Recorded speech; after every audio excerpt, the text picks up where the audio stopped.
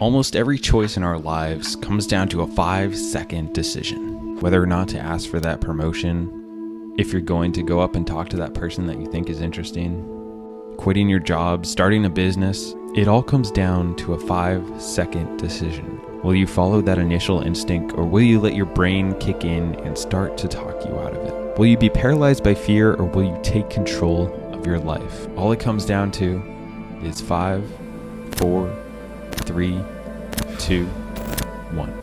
Over the past week, I've been reading the book The 5-Second Rule by Mel Robbins, and I've been starting to implement this rule into my life to try to make some major changes. I started to notice that for myself, either consciously or subconsciously, I was making decisions to make things harder for myself. I knew what the important thing to do was, but for some reason, I would do everything in my power to sabotage myself by getting distracted or trying to do something else that was less important when I really knew what that big important thing to do was. As I've been learning about this 5-second rule, I've noticed that all the big decisions that we make, they all come down to that split second, 5-second decision. And if you go past that amount of time, your brain starts overthinking it. Like for instance, even just before shooting this video, I would think, maybe I should write a little bit more. Maybe I should research a little bit more. Maybe I should wait till tomorrow till I have one more day of experience with this rule. And then you continually start to go into other things and other things instead of just saying 5, 4, 3, 2, 1, and start talking. And I've realized I do this with so many things. There's so many things I want to do, and for some reason, I choose to do something else instead. It's completely different from everybody, to going up to talking to somebody, to starting investing, to finally pulling the trigger on something. We have this gut feeling inside ourselves that might not be always right, but if we follow it, most of the time, we know what the right thing to do is. We know what we should be doing. For some reason, we just don't do it. What is the 5-second rule? So pretty much your primitive brain is wired for survival, and it wants to keep you alive. And when you try to do challenging things or things you're scared of, it will try to kick out a bunch of reasons why you shouldn't do that thing, why you shouldn't walk up on stage, why you shouldn't go up and talk to that person because it's something challenging, and you almost feel that fear of dying when you go to do that. So why would counting backwards from 5 help with that? What you're trying to do is when you feel that initial gut instinct to do something that you know is important. This isn't talking about random whims that you have and acting on everything and impulse buying and that sort of thing. It's talking about when you feel that urge or that pull to do something or that pull of distraction, when you know what is right and you start counting backwards from 5, and when you get to 1, you get up and you actually start to take action. What you're doing is you're getting in there before your brain can start kicking out excuses. And when you start to count backwards from 5, you can't really think about many other things while you're physically counting out loud or while you're thinking 5, 4, 3, 2, 1.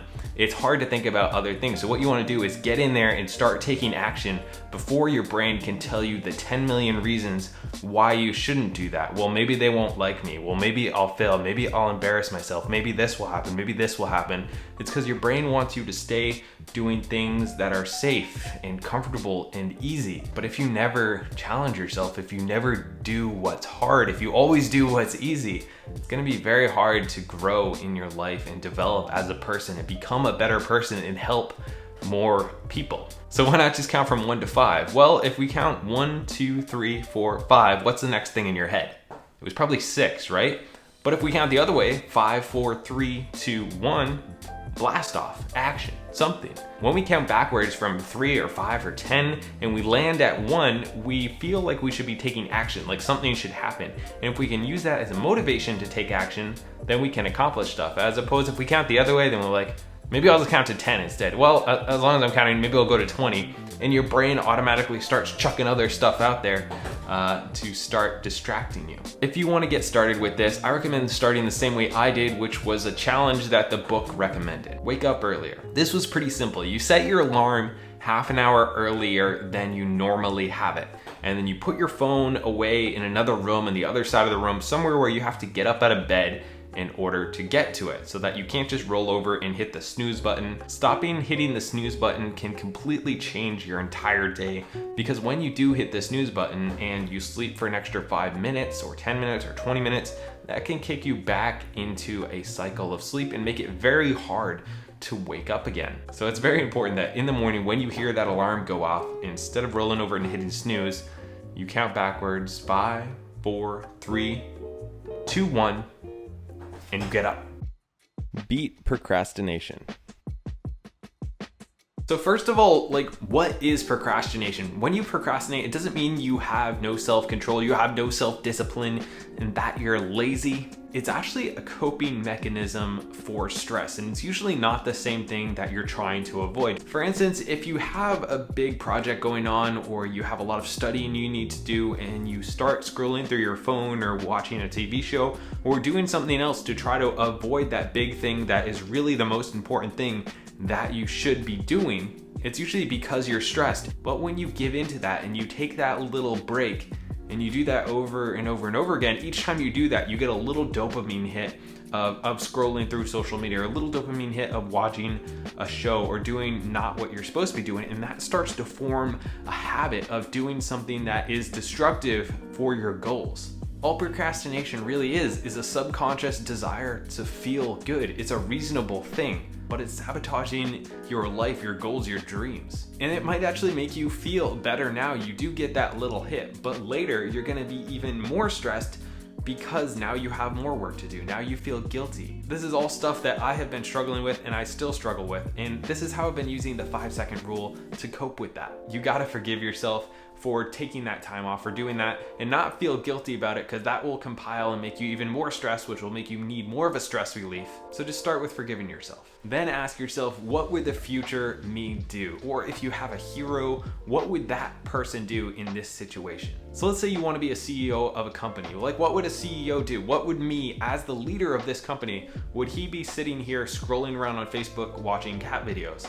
No, he wouldn't be. And that will kind of give you some motivation to kind of kick into it and get started. Or let's say The Rock is your hero. What would The Rock do in this situation? Would he be sitting here on the couch watching Friends for the 6th time, or would he be going to the gym? That can give you a lot of motivation and really put things into perspective. The second you feel that urge to stop doing what you know is important, what you know you should be doing, just count down from 5. It'll clear your mind. You can refocus on the things that are important, and you can really start to make a lot more progress. Like, for real, over the past week, as I've been doing this and really focusing on beating my procrastination with simply counting down from 5, I've gotten so much more stuff done. I really can't recommend this to you guys enough.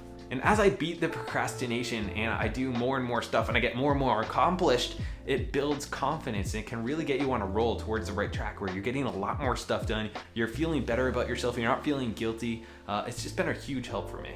Beat anxiety and worry. From a young age, we're all like trained to worry, right? From like, don't walk out in the road, you know, look out for the hot thing, stop eating Legos, it's not good for your system. It's a basic instinct that has helped us survive.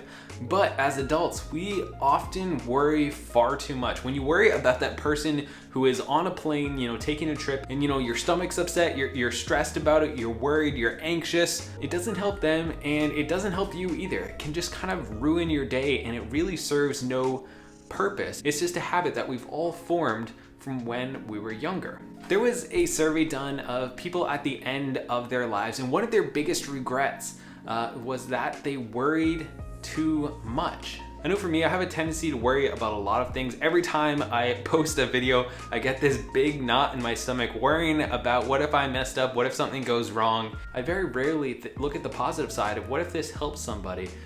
You know, am I proud of my work? But yeah, having that negative thought process does me no good whatsoever when I know I could have a much better day if I was looking at that positive side. But it's something that's really hard to do. And overall, all this stuff that I'm talking about, it's really simple, right? Like, you might be thinking of that and yeah, it's all common sense. And it is simple, but it's not easy. If it was easy, we wouldn't be stressed, we wouldn't be worried, we'd be more productive, we wouldn't procrastinate, right? It's simple, but it's not easy. So something I've been doing is when I feel those negative thought patterns coming in, when I start looking at the downside of a lot of situations, 5, 4, 3, 2, 1, and try to think of a positive side. If it's worried about somebody about travel, instead of worrying about the plane crashing, think of how happy they're gonna be when you see them or when they get there, what a good time you'll have. Or for me, it's the person that this video might help? How different would our lives be if we all thought that way all the time? And it's not something that is gonna like instantly change, although you can form that habit